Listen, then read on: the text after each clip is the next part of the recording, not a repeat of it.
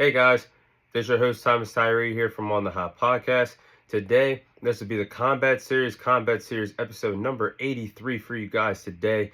And let's get started with the first segment of the Combat Series this week. So, I'll be sharing my fight summary on the fight that took place in the main event of UFC 311 between Islam Makhachev and Moicano. So, a turn of events, a swing for a change that happened in the main event of UFC 311, where we saw Islam Makhachev successfully retain his lightweight title against Moicano on short notice in the main event of UFC 311. So there was some controversy here because Islam Makhachev was supposed to defend his lightweight title against Arman Tsarukyan. That was the rematch that was supposed to take place in the main event of UFC 311. However, on a one-day notice, Arman Tsarukyan had to pull out of the UFC 311 main event due to sustaining a back injury trying to cut weight during training camp. And Arman Tsarukyan was unable to go and fight for the main event of UFC 311. Luckily, there was already two lightweight fighters that were already supposed to be fighting on this UFC 311 card, that being Bendarich and Moicano. Moicano was the one that stepped up and fought Islam Makhachev on a one-day's notice to save the main event of UFC 311 with a lightweight championship on the line for the main event of UFC 311. Now, I will say, as short as the fight it was only one round, but Moicano did a good job giving Islam Makhachev some fits in the striking department. He was using his reach to fight on the inside to get home to the champion, Islam Makhachev, and he was landing some strikes.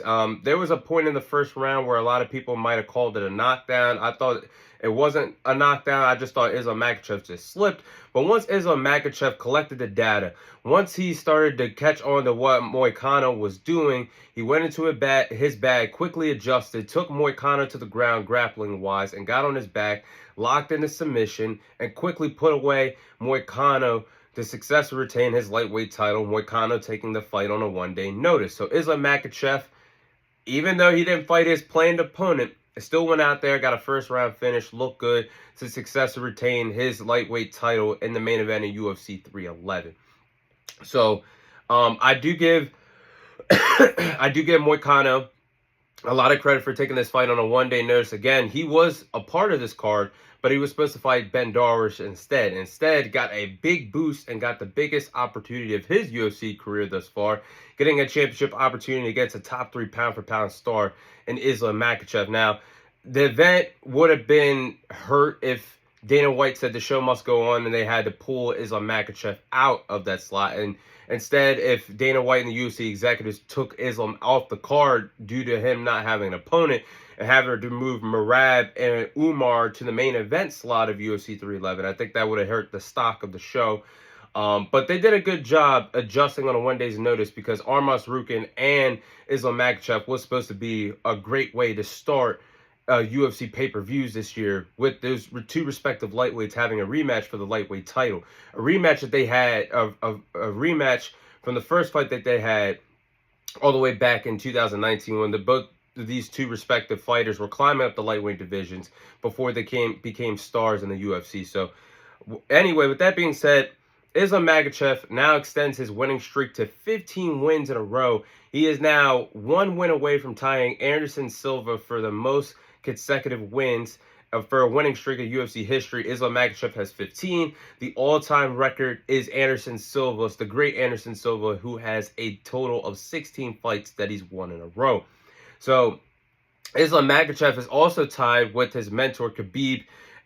Also, he's tied for the most lightweight title defenses in UFC history with a total of 4. If he could go out there whenever he fights next in 2025, successfully retain the title against whoever that might be, he will break the record of the most lightweight titles, or most title defenses at lightweight with 5 if he can beat his next opponent at some point in 2025.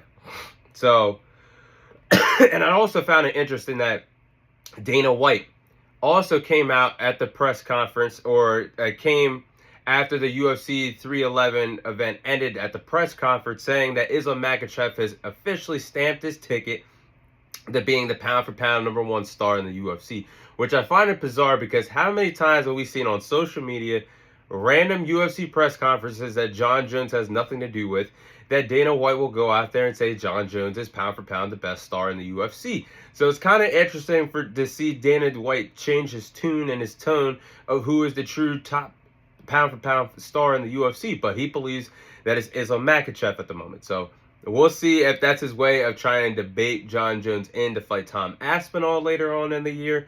But I do find it interesting that he gave Islam Makhachev the nod. And I will say right now as well, I do believe based off of, I think however you have your pound for pound list, you got to say that Islam Makhachev, Jon Jones, and Alex Pereira are in your top 3 conversations right now. And that's the order that I have it right now. I think Jon Jones is the greatest of all time.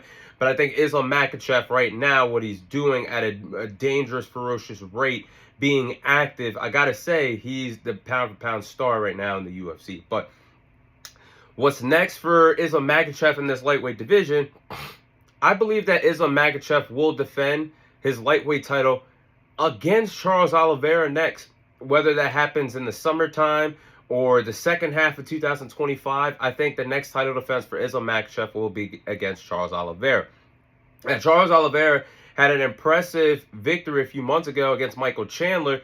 The problem is with Arman Tsarukyan, him pulling out on a 1 day's notice to fight Islam Makhachev in the main event of UFC 311, pulling out with a back injury that close to the fight, that did not sit well with Dana White. And he even said in the post UFC 311 press conference that Arman Tsarukyan would have to work his way back to a title shot. He will not be getting a lightweight title opportunity once Arman Tsarukyan gets back into the octagon. So it seems like Dana White has put Arman Tsarukyan on freeze right now. On freeze right now. So it seems like he's gonna go to the next money fight, which would be a lightweight title rematch between Islam Makhachev and Charles Oliveira, which that's the fight I would like to see if we're not going to get Islam versus Arman next. It sucks for Arman Tsarukyan, but hey, you did put the UFC 311 card in jeopardy with Moicano having to step up, Moicano had to step up at the last second. So I stand by Dana White. Maybe this is what Arman Tsarukyan needs, a wake-up call to say, hey, if you knew you weren't going to be able to compete with the back injury, you should have said something on a quicker notice. But it looks like that's the move that we've been getting. And also Charles Oliveira said that at the end of the night that he recorded himself having a video saying he's next in line for a lightweight title. Now, obviously, before I end this segment, it is documented that Arman Tsarukyan did beat Charles Oliveira last year at UFC 300. But now how the tables have turned when Arman Tsarukyan was suspended, and that left Charles Oliveira the door open to beat a worthy opponent, which he did, and he beat Michael Chandler for a second time in November on that Jon Jones and Stipe card. Now, if you're not going to give the number one guy an opportunity, bring Charles Oliveira in and you get the money fight between Islam and Charles for at some point in 2025, and I think that's going to be next for the lightweight title. But those are my thoughts on the main event of UFC 311 between Islam Makhachev and Moicano.